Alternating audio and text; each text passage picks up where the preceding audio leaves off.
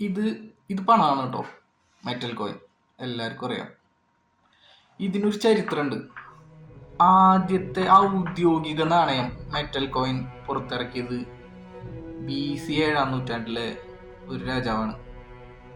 അതിന്റെ മൂല്യം ഉറപ്പിക്കുന്നതിന് വേണ്ടി അദ്ദേഹം ആ കോയിനിൽ സിംഹത്തിന്റെ രാജകീയ ചിഹ്നം മുദ്രകുത്തി. അപ്പൊ രാജാവ് അന്ന് ഈ പണം ഇൻട്രൊഡ്യൂസ് ചെയ്തത് മുതൽ അന്ന് വരെ ചക്ക കൊടുത്ത് മാങ്ങ വാങ്ങിച്ചിരുന്ന ജനങ്ങള് ഒരു വസ്തുവിന് അതിന്റെ തത്തുല്യമായ ഒരു മൂല്യം കിട്ടാൻ തുടങ്ങി. അങ്ങനെ പണത്തിന്റെ വാല്യൂ ജനങ്ങൾ മനസ്സിലാക്കി. അതുപോലെ പണം എല്ലാവർക്കും ആവശ്യമാണ്. ഏറ്റവും നല്ല സുഹൃത്തിന് ആവശ്യം വരുമ്പോൾ നമ്മൾക്ക് സഹായിക്കേണ്ടതായിട്ട് വരും. ഈ സഹായം, ഈ പണം തിരിച്ചു ചോദിക്കുമ്പോൾ അയാൾ നമ്മുടെ ശത്രുവാകും. ഇത് ലോക സഹജമായിട്ടുള്ള ഒരു കാര്യമാണ്. അതെങ്ങനെയാണ് സംഭവിക്കണത് എന്നുള്ളത് ഈ പണം കടം കൊടുത്തിട്ടുള്ള വ്യക്തികൾക്ക് എല്ലാവർക്കും അറിയാം. ബന്ധങ്ങളും സൗഹൃദങ്ങളും നഷ്ടപ്പെടാൻ ഏറ്റവും കാരണമായിട്ടുള്ളത് പണമാണ്.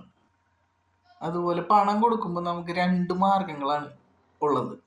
ഒന്നുകിൽ അത് ദാനമായിട്ട് കൊടുത്തതായിട്ട് ചിന്തിക്കണം, അല്ലെങ്കിൽ കൊടുക്കാതിരിക്കണം.